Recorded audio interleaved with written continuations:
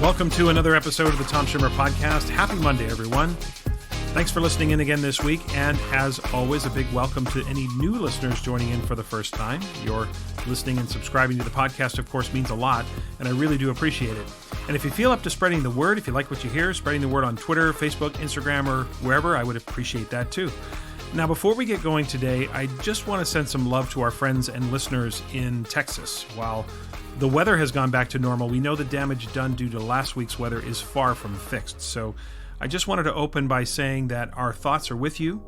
And we know it's not just Texas. So many places that aren't used to dealing with that kind of winter weather are really struggling at this point. The folks from one of the school districts in Arkansas that I'm currently working with were telling me last week about how challenging things were for their city crews when trying to keep roads clear and all that entails. So it's tough at the best of times when you're used to this kind of weather, never mind not being used to it at all. So to all who've been impacted by last week's storms and all of that, let me just say that we all hope for a speedy return to normalcy in terms of the necessary repairs into infrastructure and all that's needed to bring life back to some semblance of normalcy. Today, I am excited to have Trevor McKenzie joining me for the interview. We talk about inquiry-based learning and how to empower student voice within their own learning. And in Assessment Corner this week, I'm going to focus on the 4 potential directions and 2 potential dimensions of student self-reflection, giving you 8 possibilities for creating more meaningful student self-reflection experiences. So that's today's plan. Let's get to it.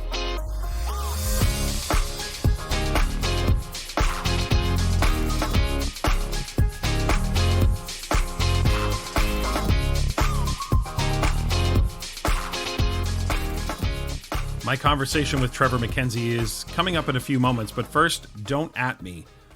But I want to open this week by defending EduSpeak. Now, admittedly, I'm a little salty this week because I, for one, am tired of the level of cynicism with which some inside our profession direct toward meaningful educational concepts. I saw a few references this past week to EduSpeak that were clearly an attempt at humor, a lame attempt in my opinion. And I think this kind of dialogue within our profession is more harmful than helpful. Now, let me get a couple of things out of the way right off the bat. One, I am not referring to those times where we're speaking to those outside the profession. When we speak to parents, business leaders, or community members, we need to simplify concepts we're explaining to them. I get that. Your lawyer does that for you, your doctor does that for you, your mechanic does that for you. So I'm not talking about the public interface.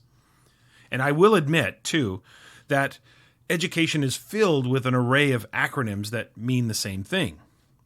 So I've been advocating for years, tongue planted firmly in cheek, I've been advocating that we need a global conference on terminology. So, I'm picturing a conference with delegates from every country around the world where we finally come to some agreement about what we're going to label things. You'd see someone, up front with a gavel, getting up in front of the delegates and saying, okay, next item on the agenda. When we plan for students receiving special services, are we calling that an IEP, an IPP, a PEP? What are we calling that? Any other submissions? No? Okay, let's vote. I'm sort of picturing that we can all get on the same page, right? At least then we could talk to each other.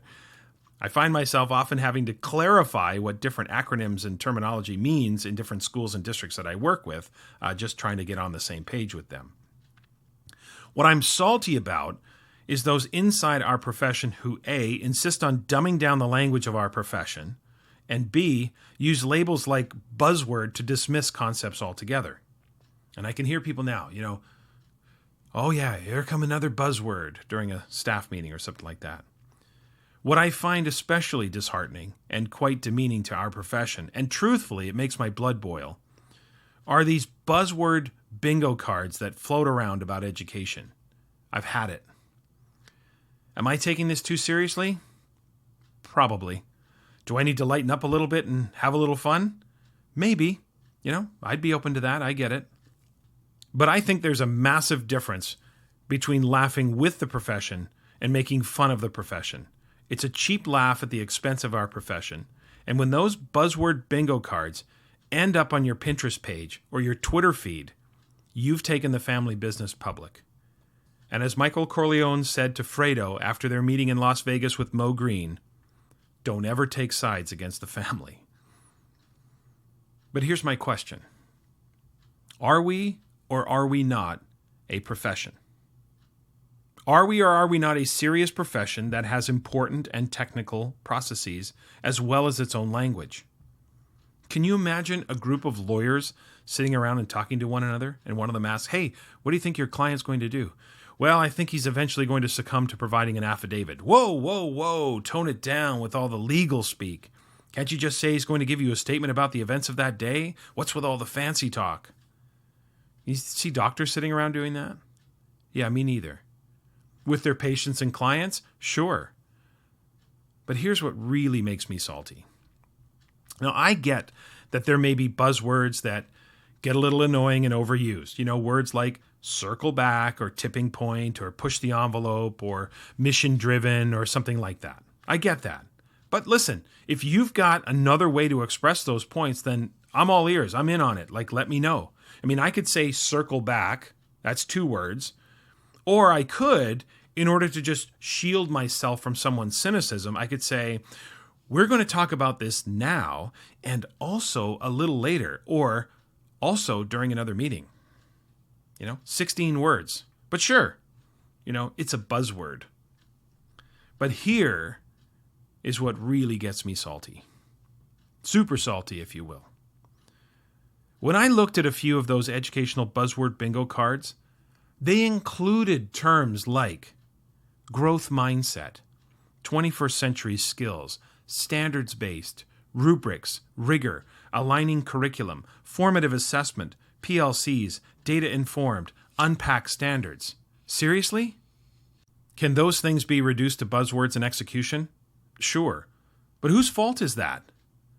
The idea that any educator would take research-validated, sound educational ideas or practices and reduce them to some bingo card is astonishing to me. We're educators. If certain terminology eludes us for whatever reason, then wouldn't we advocate for learning what they mean and understanding what that expression is? Yes, if you're new to the profession or an idea is new, then sure, it has to be simplified. But simplifying important ideas is one thing. It's quite another to reduce them to buzzwords because you might not understand them or be able to implement them. There are exactly 0 positive connotations to the term buzzword. Do you know what the other name for buzzword bingo is? Bullshit bingo. Sound positive and fun to you? Education is hard. Whether you're a teacher, a principal, you work at central office, this work is hard. And yes, we need to let off some steam and have some fun. As the kids say, I'm here for it. But if inside this profession we don't respect the profession, then don't complain that those outside the profession don't either. Don't complain that the public doesn't see us as professionals if we don't treat the profession professionally. Now, you might think it clever, or you might think I'm wrong or overreacting. Maybe that's true. Maybe I do need to lighten up. Maybe it's just one of those days. Or maybe I respect how challenging this job is. Maybe I respect how important this work is to the future of the students we serve. Maybe I have too much respect for the researchers that help guide us toward the most favorable practices that maximize student achievement. Respect for our profession begins, and I'm going to borrow a phrase from the title of a book I wrote, respect for our profession begins inside out. They wouldn't be buzzwords if you knew what they meant. They wouldn't be buzzwords if you actually implemented them with some level of integrity and fidelity. Sometimes to let off steam, we need to laugh. We need to joke. We need to laugh about the work, joke about the work. It's too hard not to. But don't make the work the brunt of the joke. That's not funny, and that's not clever. Cheap jokes at the expense of our profession might be the highest level of disrespect you could show to the vast majority of teachers who have committed their professional lives to ensuring students have the opportunity to maximize their potential. Teaching is not what we do. Teaching is who we are. Any jokes at the expense of the profession are jokes at the expense of the people. And I am definitely not here for that. Joining me today for the interview is Trevor MacKenzie. Trevor is a teacher in the Greater Victoria School District in Victoria, BC, Canada. And of course, I'm excited because Trevor is a fellow BC educator, so another one on the podcast.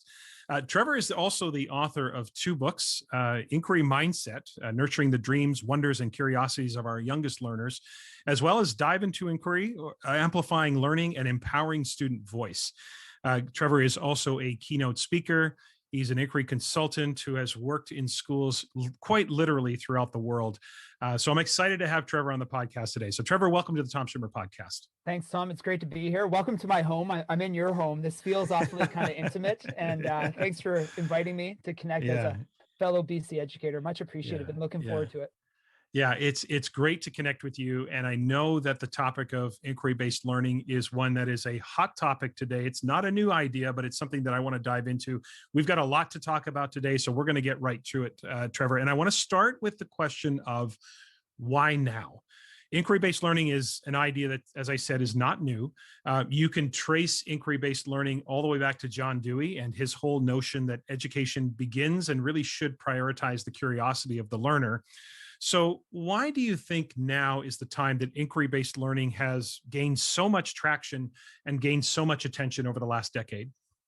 Yeah, that's a powerful question, a good question. I couldn't agree more. Inquiry-based learning has been around for generations, decades. I feel like at times I'm truly standing on the shoulders of giants, and this work has made a resurgence in educational landscapes in the last 15 years. Absolutely. I think my work is evidence of that. And I think that's for a number of reasons. I think one reason is undeniably the things that we have access to now. And we've heard this before. It's not what you know, it's what you do with what you know. Right. And content, although content in curriculum is really important. I remember when I started my career here in British Columbia, we had something called the prescribed learning outcomes, which were really content specific standards. In my teaching area, I had, I think, 150 content standards. And now in our redesigned curriculum, we have a handful of standards, and we have more competencies, more skills, ways of showing our learning and our understanding. And I think it's in part because of what we have access to now in our pockets and what our students have access to in our pockets. So I think technology is really forcing educational systems to rethink how we spend time with kids.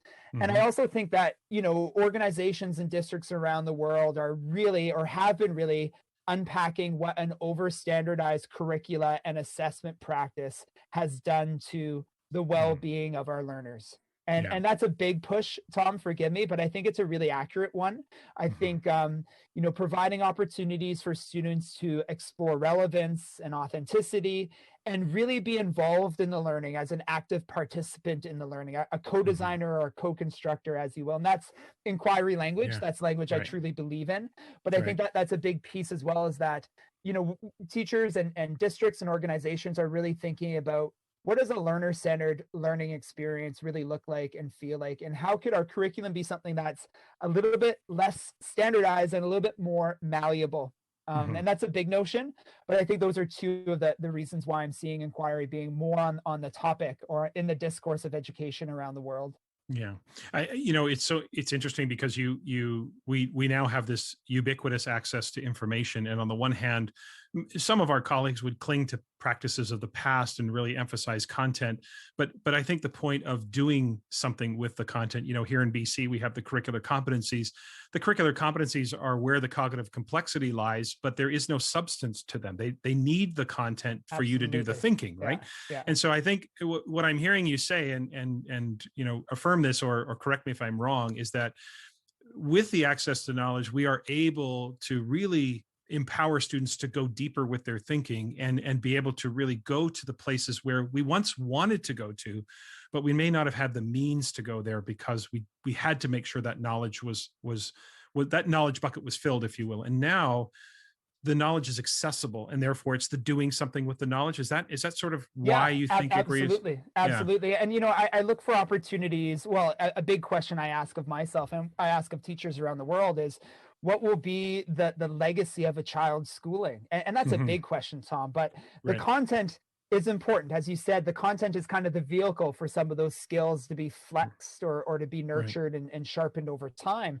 But Hmm. really, it is those skills, those competencies, those Hmm. dispositions or habits of mind that will Hmm. transcend a student's schooling, that will Yeah. get them through university and will be things Hmm. that they rely on throughout their lives. Yeah. And so, really, I think inquiry is a fantastic pedagogical framework for us Hmm. to do both, for us to explore content in a really relevant, authentic way, meanwhile flexing some of those competencies, some of Right. those skills that students need to acquire to be successful with taking on agency over learning. It's Yeah. not a one without the other. It is a beautiful Right. weaving of Yeah. both. And those competencies, as you've referenced, are so important. Yeah. What will be a child's legacy or our legacy of a child's time with us in our classrooms, in our Hmm. schools? And the content is part of it.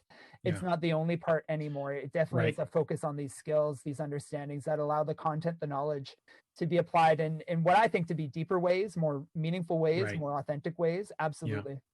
Yeah, it was an unfortunate somewhere along the way here in British Columbia. There was some messages that got mixed, or I think in that game of telephone where messages get shortened and efficiency, because somewhere along the way, teachers, and I think probably more so high school teachers, started to get the message wrongly that knowledge doesn't matter anymore. And I think that the pivot is it's a repurposing of knowledge as a means. The way Cassandra, Nicole, and I write about it, and listeners, you've heard me reference this before, we talk about knowledge now being the means to the end, not the end result, but we use content and we use knowledge and it's repurposed to do the deeper thinking, to do the extensions and all of that. So I love the fact that you talk about it in that way, because I think that's the way that we can still say that knowledge matters. You have to Yeah. know things. Like Yep. I say to people all the time, in order to think critically, you have to think about something, Yeah. so that Yeah. something is the knowledge. Now, Trevor, you've written that you said, quote, you've written, adopting an inquiry-based learning approach in your classroom has been the most meaningful change you have ever made in your teaching. So first, I want to ask you a precursor to that question. How do you define inquiry-based learning, and why do you say that change has been so meaningful? That's a big question. Yes. The first half of that question alone requires some unpacking. Inquiry-based learning, it's of the constructivist view, the constructivist theory. And I suppose that what that means is that teaching from an inquiry stance means I have certain values and beliefs in what the time I spend with kids will look like and feel like. What is that experience? Mm-hmm. The constructivist theory proposes that students aren't empty vessels that come into our classrooms ready to be filled up with knowledge. They Mm-hmm. come in with rich prior knowledge, experience, story, narrative. And I really valuing leveraging that, getting to know that. I tell my students all the time, I'm really interested in your interests. I'm really interested in your learning. I often hold up a notebook. I have a notebook here in front of me, Tom. I may be Yeah. taking notes on you during our podcast today, but I I doubt tell it, but kids we'll that see. I'm really, I tell kids that I'm really interested in learning from them to be a more effective teacher. Mm-hmm. And so that constructivist view really proposes that we are partners with students. Right. An underpinning of the inquiry model is that we co-design with students, we co-construct with students. I Mm-hmm. definitely have plans on where I'd like to go.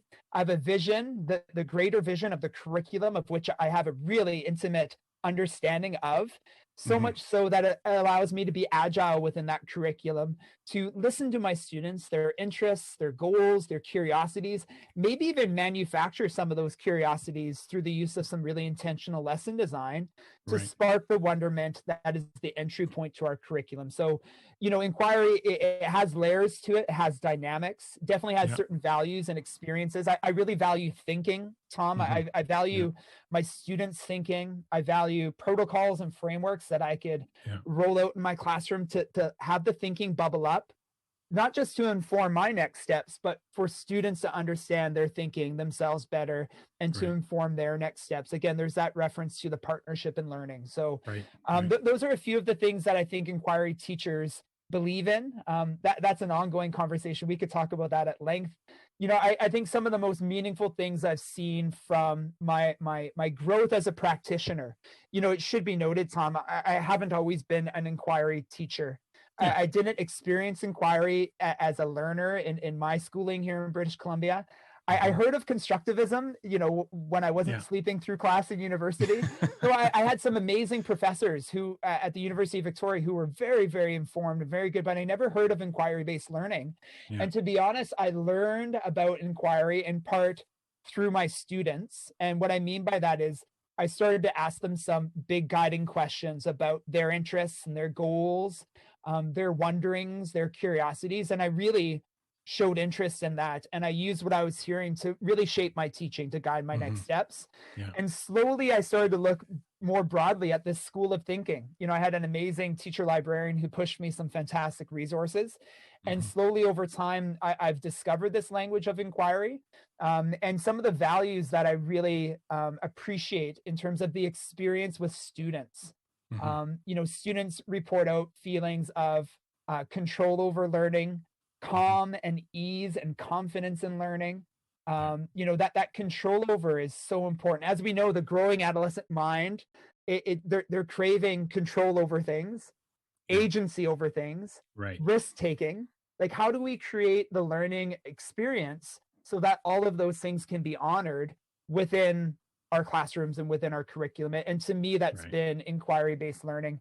If you've read either of my books, I know you have, but this is I for the have. audience. You, Yeah. you hear those student stories, you Hmm. hear the student voice sharing the impact it's had on their lives and their learning.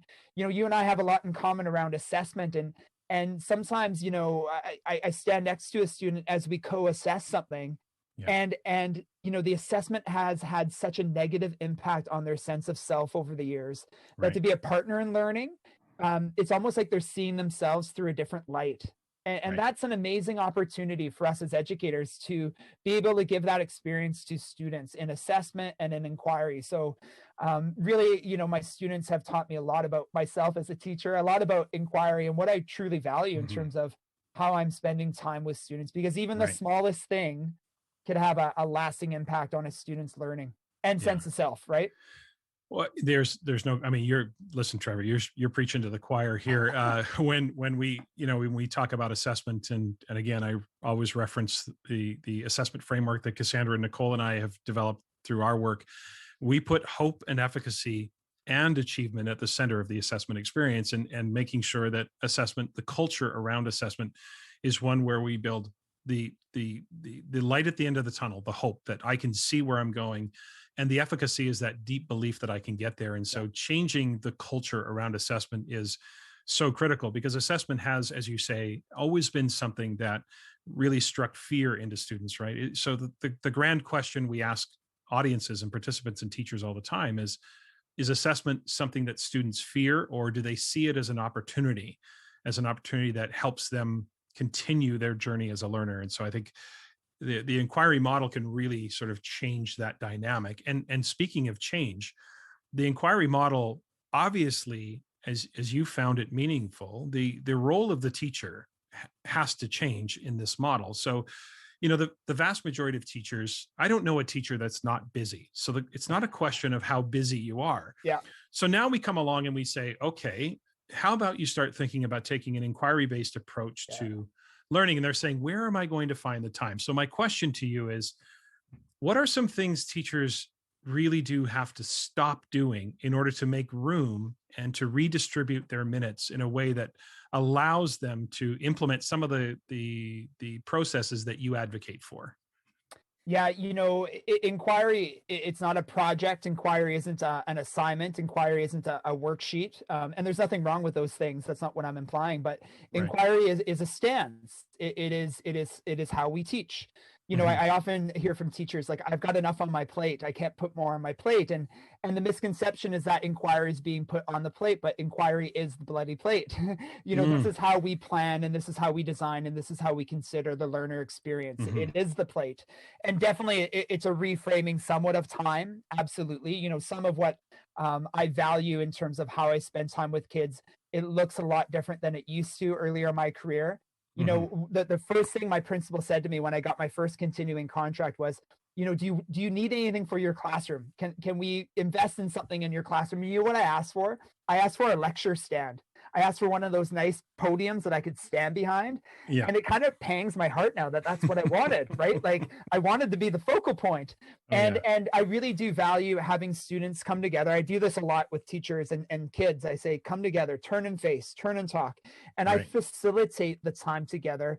And it's a different framework. It's a different experience, but time begins to be something that's a little bit more fluid. It's not like my lesson is structured in these minutes where I transition now and I transition now.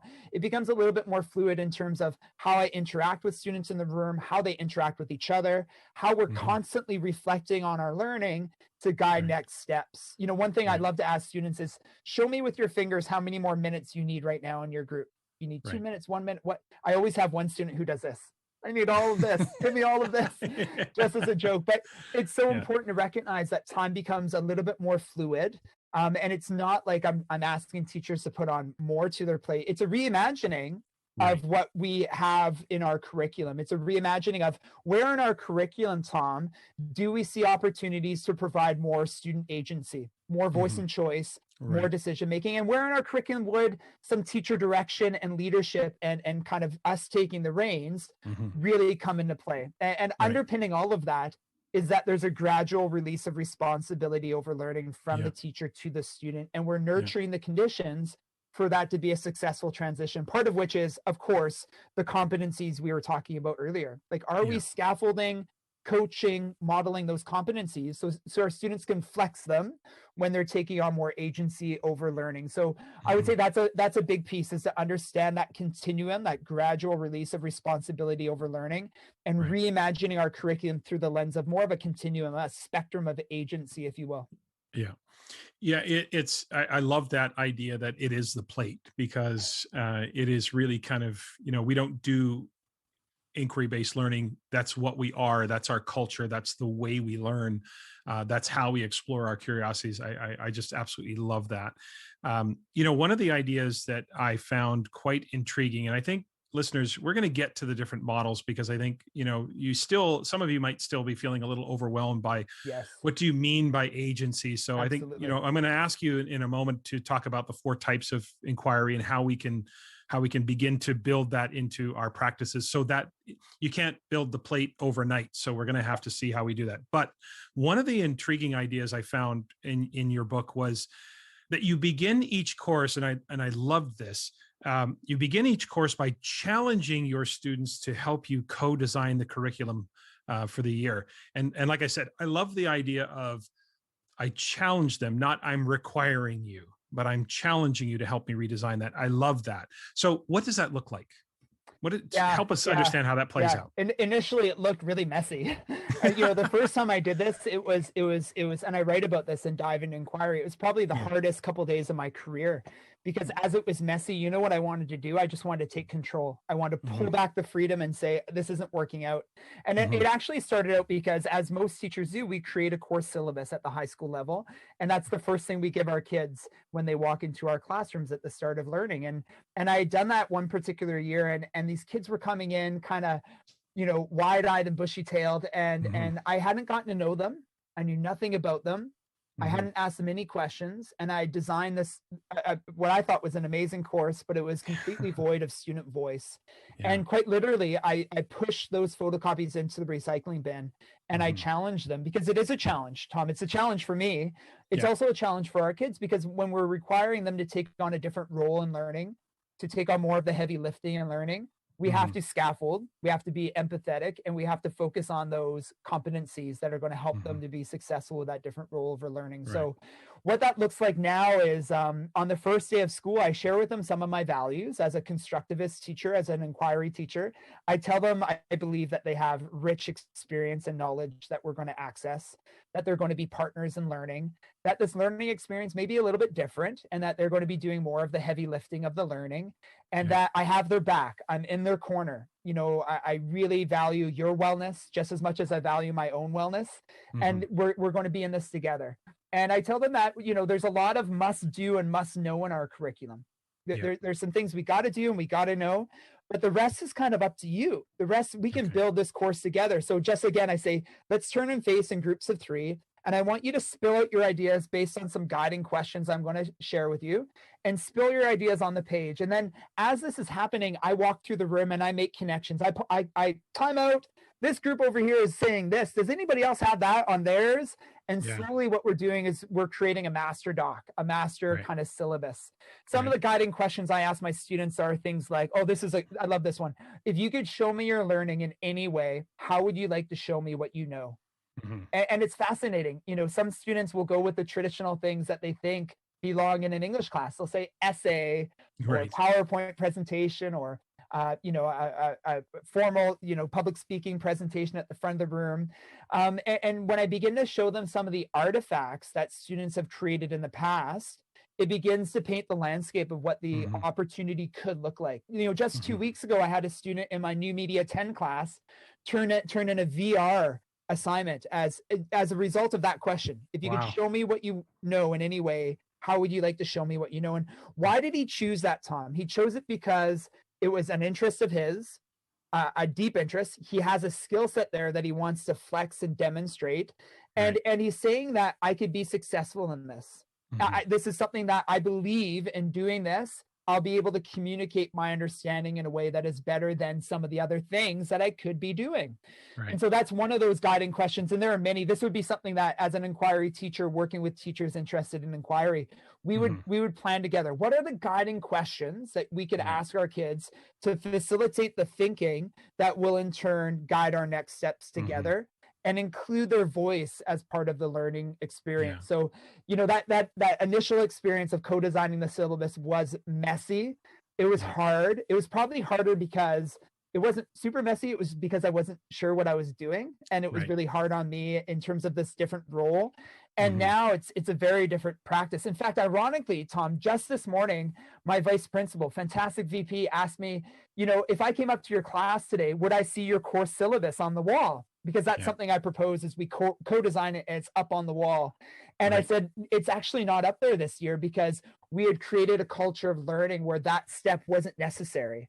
So we're just constantly responsive to facilitating the talk and the thinking to guide our next steps. And sometimes what I plan to have happen isn't necessary because the evidence I've witnessed is enough for us to move forward. Does that make sense to you? It does. It's embracing the messiness and being responsive to the learners, and some structures and protocols are necessary to help guide the process. And at some point they become unnecessary because the culture has emerged that we're just adaptable and flexible. And I think listeners, if paying close attention to your response there, Trevor, I think what many would appreciate is there are some must do's and there are some must knows, and you don't try to flex everything, but you take advantage of the opportunities where it presents itself and slowly expand that work, as opposed to thinking that everything is going to be, an inquiry model. I think that can ease, especially for those who are new to the process, that can ease some of the stress. I think it feels like for many teachers, how do I get started is a big question for them. So let's talk about, another thing I really appreciated, because I think when you think about an inquiry-based learning model, I think a lot of people think about, the nth degree, which is the free inquiry, right?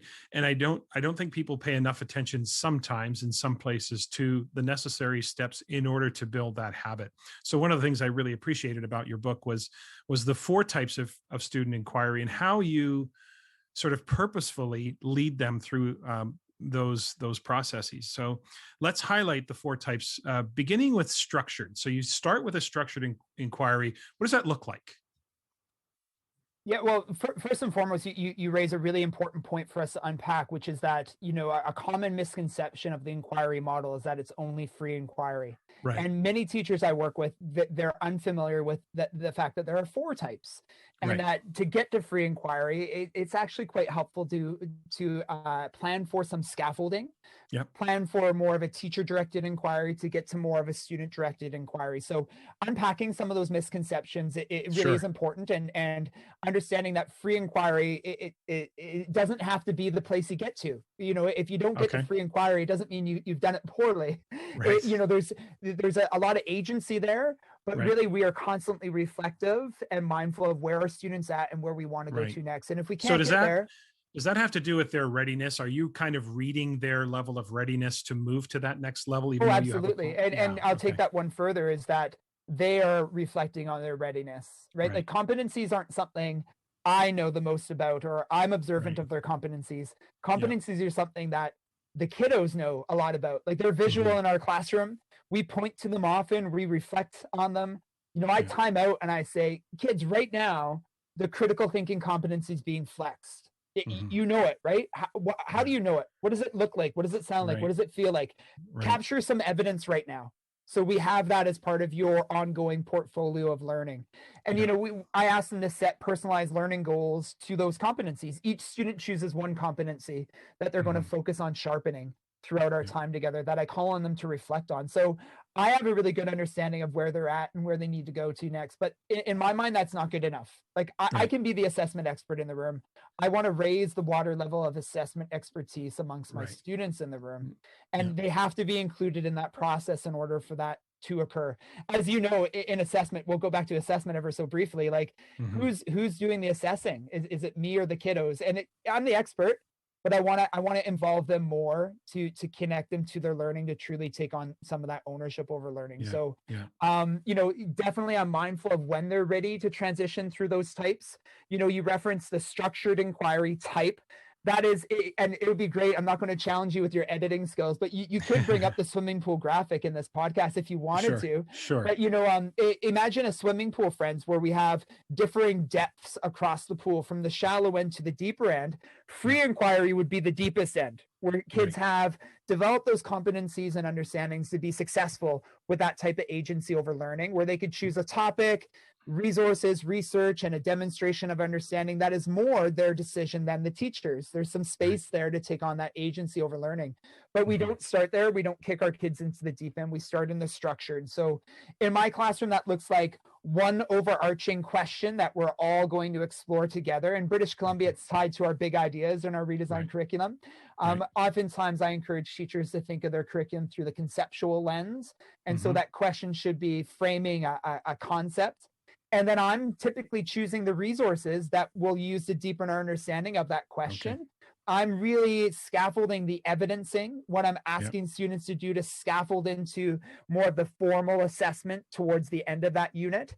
And hmm, then, of course, I'm choosing that must do. Why? Because right, part of our time together is must do and must know. So, again, reimagining our curriculum across a spectrum of agency and gradual release of responsibility. Where in my hmm, curriculum would that type of structure and teacher direction really, really work? And then hmm, where in our curriculum would some student agency thrive with regards to some voice and choice? right, right. Does that ring true to you? I'm not Yeah. sure. Did that Yeah, help? no, Yeah. absolutely. Yeah. So you've got structured. Now, how does you talk about controlled inquiry, right? So what's the difference? How would you articulate the difference between, once you move from structured Yeah. to controlled, that means there's a little more student agency, a little more voice and choice. So where does that manifest? Yeah, so in the nitty gritty, I'm still choosing the concept of which we're going to explore. And in this case, I often present 5 questions that are all tied to that same concept. I like to Okay. call them ungoogleable questions, the stuff that requires us to unpack it Right. over time. Right. And so students look for personal relevance in one of those 5 questions. I've Hmm. still come to the table with a lot of preparation. I Okay. manifested those questions weeks ago. Right. I'm really intimate with those 5 questions. I know them really well. So I Hmm. can anticipate, well, what are the resources that students are going to need to explore those 5 questions? And what we begin to see in the classroom is a little bit of podding, a little bit of clusters of those questions where they can connect and collaborate and Right. flex those competencies together. So this is the first layer of students beginning to find more of a personal relevance in Hmm. the planning together. Okay. Definitely, I provide them some choice over the resources, right? Like Yeah. they're not Yeah. all doing the same stuff now. Hmm. And then there may be a little bit of choice even with regards to the evidencing and the demonstration of understanding. There's Okay. still some must do and must know, but Right. definitely some more responsibility on the learner with regards to voice and choice. A big question I've asked myself a lot in my career is, how much evidence is enough? When we Yeah. talk about must do, how many pieces of evidence do I need to garner before I feel like, okay, I've got enough? It used to be like 30 pieces of evidence, and now I'm Right. much more comfortable with fewer rich pieces of evidence. So Right. then I could provide more space for voice and choice. I For think that's sure. something listeners can kind of consider is, As an English teacher, I used to take in 30 literary analysis essays and I was marking them painstakingly. I was killing myself. And now I mark fewer. And part because my evidencing is so much stronger. The student voice and understanding throughout the process to get to that summative is so much clearer and concise that I don't feel like I need to do the 30. Maybe I do 5. And that provides me more space throughout the year where I don't feel like, again, the must-dos are so many. I've really questioned how much evidence is enough evidence. And that's a big one. I think that's a really great point because, we often in assessment talk about the difference between the number of tasks you might have a student do and what represents an adequate sampling of the learning. And the idea of adequate sampling is, again, as you just articulated, how many times would I need to see a student do this before I can make a fairly accurate and precise judgment about where they are in their learning? That's a very different question than how many times am I going to make you do it. And then they take it to the one step further, which is what you described, which is I'm doing it 30 times, which is way over the top. Okay. So we've moved our students to the controlled inquiry model. Next comes the guided. So again, let's contrast controlled and guided inquiry. What does that look guided, like? Typically I present a concept, a big idea. And now I walk my students through a process of questioning where they're going to formulate their own ungoogleable question that is connected to that concept. Undeniably, their question belongs in our curriculum. Like, it's not like it's all of a sudden outside of the ecosystem of our learning. Because I've chosen the concept, there's a lot of alignment there. This begs the question about questioning. Are we flexing that competency across time so that in the structured and controlled, they're slowly sharpening that skill so that they can ask a big question? I often reference this book, and I'll pull it aside. I love this book, Make Just One Change, by Dan Rossian and Lou Santana. It's called the question formulation technique. And the QFT is a questioning protocol that we could use in our practice with students to have them become more competent questioners. So throughout the structured and controlled, they're slowly flexing that competency so that they can ask a meaningful question based on the concept I've provided. Then they start to have a little bit more agency in the evidencing and definitely in the demonstration of understanding. This is where I start to get some of the VR things or the video game things or the performative. Definitely, there still may be some must-dos in there. As an English teacher, I want to continue to see some writing samples. Absolutely. But the writing samples are now through the vein of such student relevance and authenticity. And I'm sure you see this all the time in your assessment work. When it's authentic and relevant to the learner, achievement goes up, right? It's not a wizardry. It's not like I'm the Wizard of Oz, manifesting everything. It's because students are genuinely tied to the questions and the research that they are doing. So I've never had a student craft a question in guided that doesn't belong in our curriculum. And partly it's because of the scaffolding. If I started in guided, I anticipate I would have a lot more problems. Students would feel anxious, overwhelmed, uncertain about learning.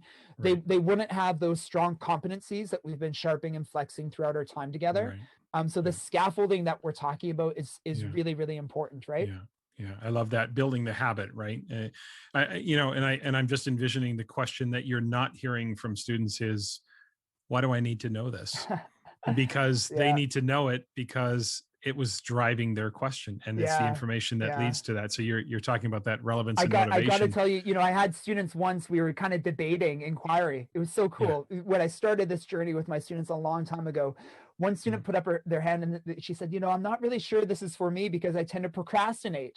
I tend to leave things to the last minute. And when you talk about agency, if I'm given some choice, I'm probably going to leave it till Sunday night and try to get it all done in the last minute. And another student put up their hand in class and they said, you won't do that because it would be so meaningful and relevant to you that you'll just be finding yourself doing it when you don't think you're doing it. And I thought, wow, that is the answer. And that is quite true. I always have a few students who struggle with productivity, struggle with accountability. I think that's natural with adolescence. I think I have fewer students now in the inquiry model than I did previously in Trevor McKenzie 1.0. And so that's something for teachers to consider is how could achievement increase when students discover personal relevance? And how does productivity and accountability really manifest when it's driven by the student and it's not something the teacher's constantly on the kiddos for? It's definitely coming from the student.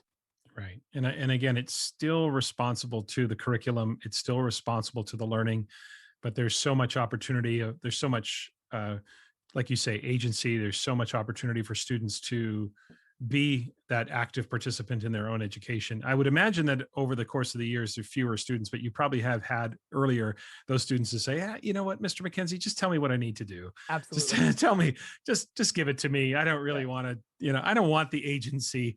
But I would imagine that once they experience it, you're winning them over, so to speak. And I don't mean to reduce No. it to this idea of selling them on an Yeah. idea, but once you experience it, I would imagine the students are Well, yeah, you raise a realizing the really good value of point, it. Tom. You raise a really good point. Forgive me for interrupting, but Oh, no, it's fine. the thing that surfaces to me when I hear that statement from kids, tell me what I should do, tell me what I should know.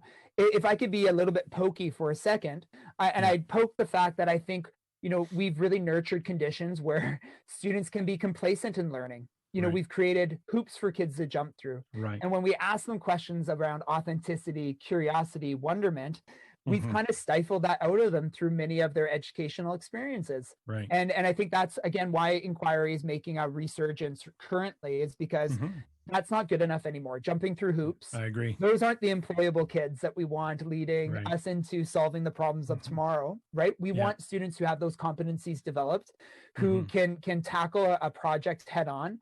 And it's not going to happen by kicking them into the deep end. It's going to happen because we nurture the conditions for them to take on agency over learning. So when a student says that, I welcome it, because it tells me that I am breaking down some of those systems in my brief time I have with kids. I am making a difference, and I'm opening up their experience to be something a little bit different than they've encountered in the past. We have to take some responsibility for that, because they come to us in kindergarten as a clean slate, and they've been taught and conditioned that school is about completion and about task completion and about getting it done. And it's an interesting dichotomy that we create. On the one hand, we lament the fact that students only care about their marks, or students are passive and don't want to take more active role in their learning. And yet we create the conditions where their marks and grades and scores are the result of getting it done and completing the task, and not really demonstrating high levels of thinking. Now, free inquiry, of course, we've touched on a little bit, and that is, just briefly, contrasting guided to free inquiry. We're going to come back to some of the specific components of free inquiry in a moment, but just contrasting again, how open is open, how free is free, if you will. Yeah, well, no, I think free inquiry should be housed in our curriculum. A physics free inquiry should belong in the physics curriculum. Right. And a math inquiry should be maths focused. And that really begs the question, do our students know the curriculum well enough to examine it and explore it and choose something in it that is relevant to them? Have we scaffolded accordingly? I referenced the Wizard of Oz analogy, right? We really need to pull the curtain back on the standards, on the curriculum. And, it's kind of like scouts or brownies, where they have the sash, right? And they, I've done my critical thinking badge, I've done my collaboration badge, I've done my identity concept badge. At this point, I want students to be able to look at the whole curriculum and find, okay, what am I going to piece together here that is going to allow me to really find fulfillment in learning, really showcase my skill set, really showcase, of all the things we've done this year, what do I want to lift up and say, this is what I'm most proud of. This is what really reflects who I am as a learner. And so it really begs the question, are we pulling the curtain back on our curriculum? It goes back to scaffolding, right? It goes back to, do our students know the standards, the competencies, the content standards from the get-go, and slowly keeping those transparent throughout our time together. This is where they have, it's not unabashed voice and choice. There's structures and frameworks put in place so students can be successful in that voice and choice, such as, I'm sure we're going to talk about momentarily what some of those structures look like. But it's not a free-for-all. My colleague Rebecca Bathurst Hunt likes to say, it's not a hot mess express, right? And I love that. It shouldn't be. It should. I want my students to feel confident about learning, calm in learning. A little bit of stress is nice, but calm in learning, and in control. And that's something I ask my students. I try to ask them it daily, if not weekly. How are you feeling about yourself as a learner? And if I hear something that doesn't settle right with me, I've got to do something different to support them differently. If they tell me they're feeling overwhelmed, if they tell me they're feeling lost, if they tell me they're feeling anxious, that's really, really something I need to act upon. I need to Right. pivot, and I need to support that student in a different way. So in Yeah. free inquiry, it shouldn't be overwhelming. It would Right. be overwhelming if we kicked our kids into the deep end. They Right. will feel anxious and over. And I made that mistake early on in my career. I had an amazing Mhm. experience with a student in free inquiry that made me want to kind of mimic that experience with every student. Let's go there. That was amazing. And students really floundered. You know, a lot of them really Yeah. felt unclear about what this looks like. And that's where the scaffolding really became sharper for me in Mhm. terms of long term. This is the plate. This isn't the thing I do at the end of the year. This is how we develop agency over learning. Right. Yeah. It strikes me as again, a kind of internal dichotomy that people manufacture when they don't really have to. The two can marry one another in the sense that free inquiry still has structure and discipline to it. There's still a Absolutely. kind of predictability around the routine, even though you have agency. Much the same way that you would say that music is something that is incredibly creative, and yet there is still structure and discipline to making music. If it's just a hot mess express, I love that. That was I really know. good. If you have a hot mess express, the music isn't going to sound right. So the idea that free just means, Lord of the Flies, if you will. Yeah. It's not really about that. I really love it. So let's stick with the free inquiry for a moment, because a couple of the concepts I really found interesting and intriguing. One was the proposal, and the other was the pitch. And so, what's in the proposal? And I think you've kind of answered this, but I Yeah. want to get a full articulation of it. What's in the proposal, and why do they have to pitch you their inquiry? Yeah, so this is a big one, Tom. I appreciate us unpacking the plan and the pitch, the proposal and the pitch. Dragon's Den. I'm sure Canadians will know what Dragon's Den is all Yeah, about. Shark Tank Americans, for the we're talking Americans. Shark Tank, yeah. Yeah, And that's it. and so I've designed just a 6-step process where students plan their free inquiry, their learning for a span of time, and I Right, ask them some really important questions that will allow us to identify if the learning is meaningful and authentic to them. right, Do they have that overarching, ungoogleable question? Will they be successful? You know, we want our student, like, don't we want all of our students to be successful? Like, right. why would I set up my students for failure? You know, I Hmm. want them to be successful. And so I look for, is this manageable? I ask Hmm. them to show me their plan, quite literally, a calendar at times where they are planning out steps Hmm. across a span of time. I asked them to tell me about their research plans. You know, I really love, and during the COVID era, this is a little bit different, absolutely, but I really love Sure. lifting up learning to a public audience. You know, Hmm. inviting stakeholders, other students, family, people Hmm. from our community to look at the learning. So typically, the end of our free inquiry or our inquiry experience will result in some kind of a gala, some kind of a sharing. And so Right. I want them to tell me, well, what are you going to do in terms of that showcase? And then eventually, once students have planned out using this 6-step framework of guiding questions, once I've seen them and supported them, we sit Hmm. down one-on-one for the pitch. and Okay. and it quite is, it's a beautiful student-led conference. I love conferring with kids, Right. having little opportunities to talk, reflect, guide next steps. It's how I write report cards. I write report cards with students, sitting with them, conferring with them, and this Hmm. pitch process really reflects that value of conferring with students. Right. And they walk me through their 6-step plan. I ask Hmm. them some questions, just as you have been doing with me here. Yeah. My Oprah, my Tom. When you hear things, you go to certain places, and Right. essentially I'm looking to give them a thumbs up or a go back to the drawing board a little bit and come back. Hmm. This Hmm. framework is not just something for the most competent grade 12 students. This is something that we see being done at varying levels across every grade level. Right. Any student can sit down, given the structure, to talk about their learning and talk about their next steps. The gala would look different, the research would look different, the question would look different. Absolutely, the details look different, but the framework of which we utilize is the same across age level, across grade level. Right. In conferring with kids, I would say maybe 85-90% of the time they get a thumbs up, and Yeah. sometimes students have to go back and do some tweaks and then Right. come back and show me a different thing. Hmm. The students who are totally not ready for that type of agency, that's Yeah. okay. we differentiate. I sit with them and we do something more along the guided line, more along, okay, let's facilitate, let me take more of the control over learning here so you can be successful. Right. Some students want to be ready for free. Some students need some more nurturing, some more support, and that's okay. I think teachers should hear that we are responsive to what happens in the pitch. And if students can't get there yet, that doesn't mean that they won't get there eventually. Just because their time with us is arbitrarily ending at the end of a semester, at the end of June, doesn't mean they won't grasp this agency at some point in their future. And what we've kind of rolled out in terms of supporting agency will have a dramatic impact when they do apply it, when they're ready. So that's a little bit of what the plan and pitch process looks like. And then, of course, they get going on following their plan, right? Like the subsequent days and weeks are following that plan, me continuing to confer, differentiate. Sometimes I see little clusters form where I can do little mini lessons. Okay, I'm seeing 5 kids over here needing support with research and maybe finding a resource. Let's come together. Let me show you this database. Let me walk you through keyword search terms. So you begin to differentiate based on the evidence of which is bubbling up before you. Right. I want to pick up on something you said there earlier in your response, which was any grade level.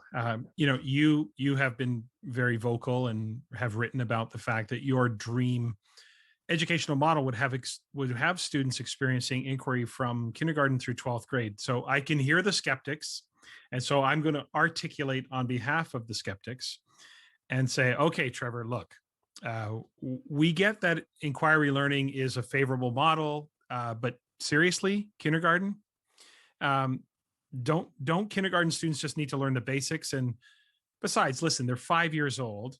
Isn't it a bit of a stretch to think that 5 and 6 year olds can engage in inquiry? So I can hear the skeptics saying that to you. I know that's not the first time you've had that question. Yeah. So how do you respond when somebody pushes back and says, come on, Trevor, kindergarten, are you serious? Yeah, it's funny you say that, because when you're speaking through the question, I thought the skeptics were going to be at the high school level, and partly it's because so many of these competencies are so kind of inherent at the younger years. Like you said earlier, our kids walk into school innately curious. Like all those questions they're asking, the life is the inquiry. Like here in Victoria, it snowed last weekend, right?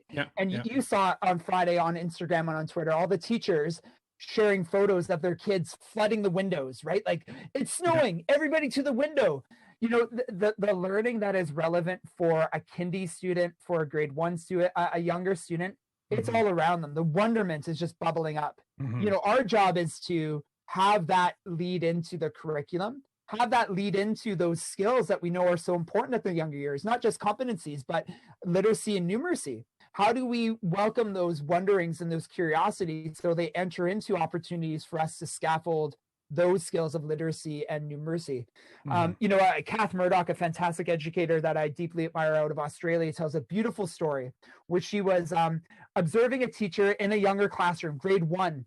And when Kath comes to visit your class, you put on your best dog and pony show, right? It's like, I want Kath to be proud. I want her to see that I've learned all of her tips and tricks.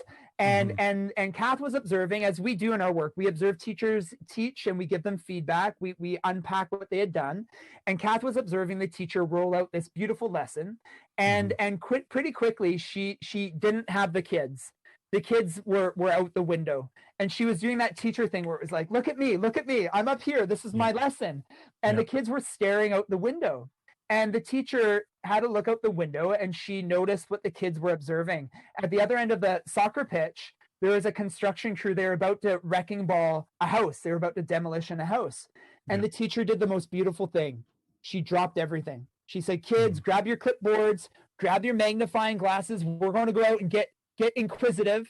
And they marched across the field and they sat on the fence. And she asked them a beautiful thinking routine. Another book beside me here. I love Ron Richart's work, The Power of Making Thinking Visible, is his most recent publication. But a thinking routine that this teacher asked was, what do you notice? On your clipboard, write down as many things as you notice. Draw what you see. Talk to a friend beside you. What do you notice? And for 10 minutes, they documented evidence, all this noticing. And then the teacher said, what do you wonder? What are you curious about? tell me what you want to know more about. If I could walk over there and get the foreman to come over, what would you want me to ask him? And they gathered all this evidence. And then the final question in the thinking routine is, what do you know? What do you know is what's your prior knowledge? What do you know is happening there? Right. And then she actually walked over, invited the foreman over, and asked the kids to ask the foreman all these questions. It actually led into an entire unit of literacy and numeracy through the lens of what was happening in this partnership with the construction crew over the coming months. And that goes to show you a number of things. It goes to show you the power of the pivot, right? The teacher pivoted. Oh, your curiosity is there. That's not a distraction. That's the Velcro to learning. Right. It goes to show you that the curriculum can be quite malleable if we view it as such. I had this great plan, but then I saw this thing, and the curriculum can be actually, the literacy and numeracy can actually be out there. Right. I think that the knack is that experience wasn't manufactured. It kind of just happened. How do we manufacture the conditions where students are curious and wondrous? It happens more readily with the younger students. They're so ripe for the picking, so to speak. I think it's a little bit more difficult in the high school setting when we've mentioned, students become a little bit more complacent in their learning. Just tell me what you want to do. I'm so much more intentional in how I spark curiosity. Right. How do I spark the authentic connection to the learning? That's something I put a lot of time into planning. I'm really intentional in my thinking around how that's going to go. So when you referenced the question when you were pitching, I thought we were going there, and we actually went to me, which was kind of the easier conversation to have, talking about inquiry with the littles. Yeah. I don't know that it's the students' curiosity that we have to worry about. I agree with you. I think students come to school naturally curious about the world, but I do think sometimes, we think about, we have to teach them to read, we have to teach them the fundamentals, we have to teach them the basics. How would I make room for that? But I think you make a good point about just capitalizing on that curiosity. As we are pressed for time, Trevor, I want to give you a chance to, and I'm going to have you back on because I want to explore the concept of assessment. And I know that's the topic of your next book.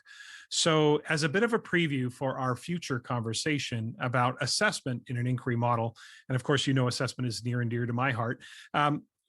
What are you writing about? What are some of the big ideas around assessment? And again, listeners, we're gonna have Trevor back on. We're gonna explore. We're gonna take a deeper dive on assessment and inquiry model.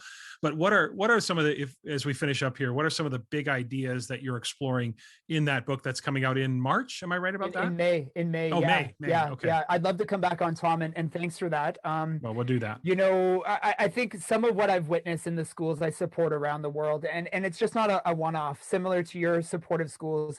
I work with schools across a span of time. And we begin to see some really amazing things in inquiry. We begin to see more of that student agency rich experience, that continuum. We begin to see achievement increase, attendance increase. Some of those formal data points are affected by the inquiry model.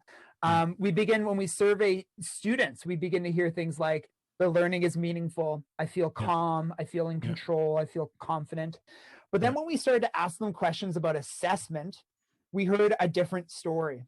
Right. We started to hear things like, inquiry I feel good about, assessment scares me. Assessment is something that I feel I don't have control over. It's stressful. It causes me anxiety. And when we started to look at why that was occurring, some of the things we were seeing was assessment was being done outside of class, away from kids. It was kind of Trevor MacKenzie 1.0. I would take home all my evidence and mark it at home, not in the learning with the kids. Right. And so we were looking for spaces where there was some misalignment in the inquiry values with the assessment practice. Okay. I'm not an assessment expert, Tom. I will definitely throw that ball in your court. But I have looked at, how do we create a partnership in assessment and inquiry? How do we scaffold across the year, our time with students, so that we can co-design and co-construct opportunities to have our students begin to do more accurate assessment throughout the year. I undeniably, I'm the assessment expert. I have 20-something years experience in the classroom. How do I raise the assessment expertise of my students in the room? That's something I'm really mindful of. If I'm mindful of competency development, raising that in the room, how do I raise the assessment kind of water level, if you will, in my classroom? Right. So that's something I've been very interested in the last few years. And this book was harder to write for many reasons. I think COVID was one big one. It's definitely my most robust offering. And if you're at all interested in inquiry, This is a nice addition to my other two books. And For I'd sure. love to talk more. I'd love to Yep. pick your brain Well, and we're going to ask do you that some questions. So yeah, for thank you sure. for that. We're going to do that in the future for sure. You're speaking my language again, because I always say to teachers I work with, listen, your development of your assessment literacy or your understanding of assessment is not for you to become an expert.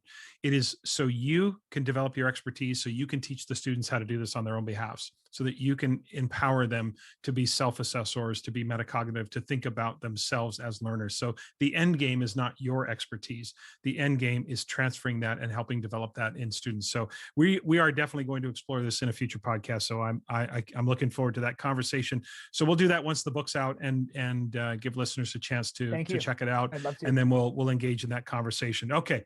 I mean, I really have enjoyed the time has just flown by, Trevor. I've really enjoyed this, but we're going to finish with a segment I've, sort of branded as 3 questions, which is kind of a fun way to end the interview, to give listeners a chance to get to know you a little bit on a personal level. So I've got 3 questions that I've not shared with you, but I'm just going to get your response, put you on the hot seat, nothing too intrusive. Yeah. You'll be fine. And then we've got one more question to finish up. So here's the first question. Sometimes the questions are a little abstract, so you take the questions where you want to take them. Here's the first question. What is your favorite sound? It's the sound of a cup of coffee at 5 a.m. in a quiet, still world. I had an author once come in to speak to my students, and one of the questions was, when do you do your writing? And she said, when the world is asleep, and she gets up really early and the electricity is dull. And that's my favorite sound. That's one of mine too. I would say that the sound of the coffee in a quiet kitchen, and that anticipation, and it might be the sound, and it might be our internal anticipation of that cup of coffee, but I love that. I also love the belly laugh of an infant, that sound of a belly laugh. Okay, here's the next one. What is something is true that very few people agree with you on? That's a tough one that very few people agree with me on. Take it where you want to take it. I'm thinking of my family and how my children disagree with me on certain okay, things. Let's go with that. No. I think I really believe in the effort. I think there's a lot of conversation around the world right now in terms of the work ethic myth. Don't grind yourself into a pulp. And I love the work. I truly do. I love the effort. I find some calm and ease in the effort. I'm thinking athletically, exercising as well. Finding a calm and ease in the effort is really meaningful to me. And that would be something that I don't know if everyone would agree on. But definitely something I do appreciate the effort. I do appreciate the work. Awesome. Yeah. Again, you can take that question wherever you want to. Mine would be that chocolate peanut butter cup is the best ice cream going. That would be my favorite. All right. So last one. If you were, for some reason, you were forced out of education as a career, and you had to choose a new career, and let's just assume that any training you would need for a new career would be taken care of. So we're not worrying about how long it would take you to retrain or anything like that. So you're forced out of education. What new career would you choose? I'd be a writer. I'd be an author. I love writing, and I think back. Well, you kind of are that already, Trevor. I know, that but kind of feels like a cop-out. A full-time author, writing like fiction. Totally. And really dreaming up those worlds, and I'll let it slide. Totally different genre. Thank you. I caught off easy on that one. Yes, you did. You absolutely did. But I'll let it slide if you're adding in some fiction and some story writing. That's good. Okay. One final question for you, Trevor. And this is a question I ask everybody who comes on the podcast. And that is the question of success and happiness. And it is quite simply the question of, if a random person stopped you on the street and asked you, what is your definition of success? How would you respond to them? Yeah, easy one. And I speak to this all the time. It's, find what you love doing and find a way to get paid for doing it. Sometimes from the outside looking in, it looks like I have a lot on the go. Like, how does Trevor do all that? But I just love everything. Nothing gets put on my plate that that doesn't align with that. And so, find what you love doing and find a way to get paid doing it, for sure. Yeah. And they always say you'll never work a day in your life, right? If you Absolutely. find you doing what you love. I Absolutely, appreciate that. Tom. Trevor, look, like I said, we're going to have you back on. Thanks for taking the time to be here today. Listeners, I really would encourage you to follow Trevor on Twitter. His Twitter handle is at Trev_McKenzie, and that's McKenzie, MacKenzie. For you Americans, it's Yep. Z. We know that. Yeah. I was going to throw that in there. Instagram as well. His handle on Instagram is at TNT McKenzie. And of course, when I say TNT McKenzie, I cannot help but think of AC/DC. Good. So That's the purpose. That's exactly the point. Absolutely. Yeah, TNT. Trev's Instagram is Dynamite. That's what we'll say for totally, that. Totally. And also, so Instagram as well. And also check out Trevor's website. That's www.trevormckenzie.com. And you're going to find a ton of information there, including how you can get in touch with Trevor if you'd like to begin to explore this concept of inquiry-based learning, and how you can get in touch with Trevor about future workshops and conferences and opportunities to work with Trevor. So Trevor, we're going to have you back on, but thanks again for joining me today. Endless thanks, Tom. So much appreciated. We'll talk soon. In Assessment Corner this week, I'm going to focus on student self-reflection, which of course is part of the larger picture of student self-assessment, which is part of the bigger picture around being self-regulatory about your learning. And I'm going to begin with a good news, bad news story from the perspective of my own career. First, the good news. While there is a lot that I am not proud of when I reflect on the very early parts of my career, like the first 5 to 7 years, especially from an assessment perspective, zeros, no retesting, all of those traditional practices that I employed, there was something I did do, and that was have my students do some self-reflection. But here's the bad news. I didn't do it very often. And when I did, it was awful. It didn't really work. I didn't know what I was doing because there was no structure to it. Too often, the knee-jerk response to structure is, oh, Tom, I don't want structures. I don't want to limit my students, or I don't want to restrict them. And we talked a little bit about that in the segment on rubrics a number of episodes ago. But I think more often than not, a structure actually brings out the best in our students and allows them to go beyond the superficial responses to really examine themselves more closely. So when engineering the opportunity for students to self-reflect, I'd like to suggest 8 possibilities for you to consider. Now, before you start thinking you get overwhelmed with 8 possibilities, just consider that we begin with 4 directions. Okay, there are 4 directions from which students can examine themselves. They can look inside, they can look outside, they can look ahead, or they can look back, right? So there's your 4 directions. Now multiply those directions by 2, because the examination can be about their learning, or the examination can be about themselves as learners. So there's your 8. Now sometimes we get locked into our particular habits of reflection, and depending on the nature of the activity or the focus of the experience, our go-to protocols may not always be aligned. So if we break down these 4 directions along those sort of 2 dimensions, if you will, we talk about all 8 of them as being applicable under certain circumstances. So my suggestion is to think about the nature of the activity, what you're wanting them to focus on, and then choose the kind of exercise or protocol or prompt or question that might help engineer that. So let's start with looking inside. Okay, that's the first one. And it's probably the easiest for most to envision and the easiest to engineer, and it's probably the most common. So if we're looking inside and we want the students to focus on their learning, here's where students are going to examine their strengths and their next steps to grow toward proficiency. Or it might be an acute reflection that triggers future goal setting. So we reflect now and set some goals, so then eventually when we come back to this exercise or this learning, those goals are kind of fresh and they've been articulated when the learning was fresh in my mind. And it's always, of course, in reference to the criteria. Now, if we're looking inside, so number 2, if we're looking inside, but I'm looking at the self, here's where we want students thinking metacognitively, right? So we might ask them to reflect on their learning experience, how they learned. So I could ask them a question such as, think of a time during the learning when you felt stuck. How did you push past that point? And what did you learn about yourself as a learner once you resolved the issue, right? So that focuses inside, and the focus is on me as a learner. Now let's take the reflection outside and focus on the learning. Okay, so here, for example, you might have students examine other demonstrations of learning. Like this could be an example where students have brought in projects or submitted essays, or they're substantial demonstrations of learning. And you're having the students consider the other student's demonstration and consider the aspects of quality, right? So we're focused on learning. So you might ask them a question, something like this. What is something you noticed about a few of your classmates' projects or essays or whatever the demonstration was?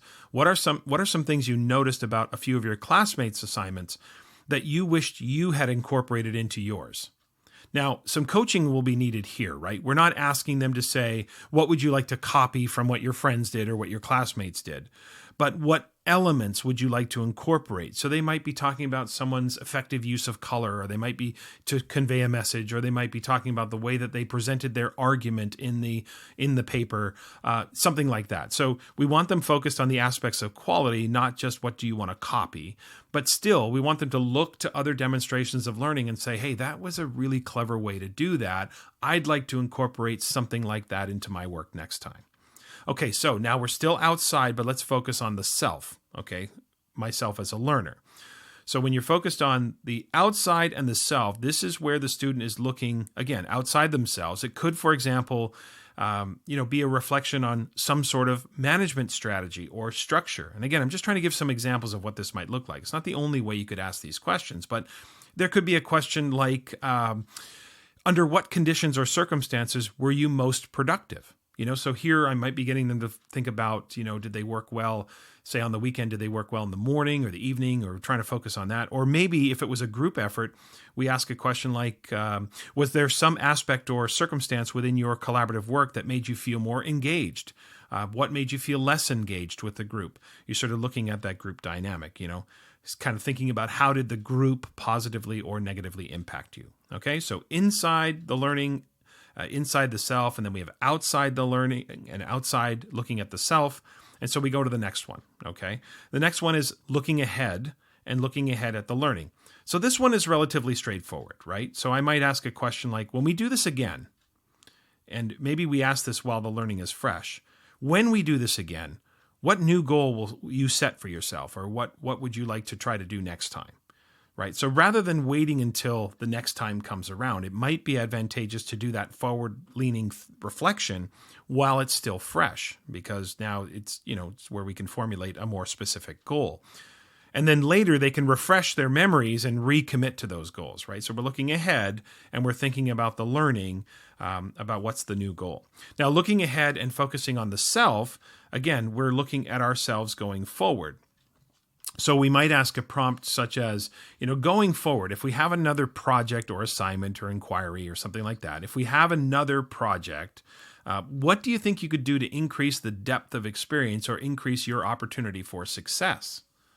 Right? So we're asking a question about how that experience going forward would increase the opportunity. So how do I set myself up as a learner?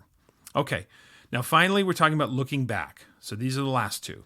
Looking back and starting with the learning, okay? So admittedly, this one blurs a bit with, looking inside and the learning, but the larger point is that, not all questions are applicable at all times, and we don't have to be locked into these protocols. It's just a lens through which you can examine your self-reflection prompts, right? So you might ask, when looking back and starting with the learning, you might ask a question like, what prerequisite or other foundational knowledge would have made this experience, maybe it's an inquiry process, would have made this process more complete, more effective, more expansive, more relevant, more engaging? Again, you fill in the blank there, but what could have helped you make this a much more effective experience for you, right? So getting them to reflect on, did they cut corners, or maybe they didn't explore the topic as deeply as they initially thought they did. And maybe they look back and they think, I could have done a little bit more to set myself up for success. Or you might even ask something like, what other learning, aside from the intended learning objectives or the standards for this unit, did you experience during this process, right? So what other learning did you do, by accident? What else did you learn? So it's looking back and looking at the learning. And finally, looking back and looking at the self. So I might ask a question like, if you had a chance to do this again, how would you approach it to change it? Or what would you do differently to prepare yourself better next time as a learner? Yes, there is a case to be made for reflections to be more open-ended, and I would even say do that some of the time. But I also think there's a case to be made for being a little more purposeful about the prompts to allow students to dig a little bit deeper and reflect on their experiences, right? So we have the students look inside, they can look outside, they can look ahead, or they can look back, and have them focus on their learning or focus on themselves as learners. And my advice would be consider the nature of the activity and find the best fit for that reflection phase as part of that larger picture, right? When it comes to self-assessment and the self-regulation of learning. Okay, that's it for today. A couple of announcements before we close out today. First, the 2-day training for my book, Grading from the Inside Out, is going virtual again.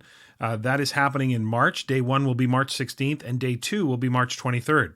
Also, this summer, I'm excited to announce that the Achieve Insitute, which is an institute about promising practices in instruction, assessment, and grading, is going to be going virtual August 16th through 18th. And the nice part about virtual events is that you can participate in the event literally from anywhere in the world. And that event will feature myself, Cassandra Erkins, Nicole Dimich, and Katie White, all of who have been guests on this podcast as well. So if you're interested in either of those events, the 2-day training for Grading from the Inside Out in March, or you're interested in the Achieve Institute, head on over to the solutiontree.com website for details.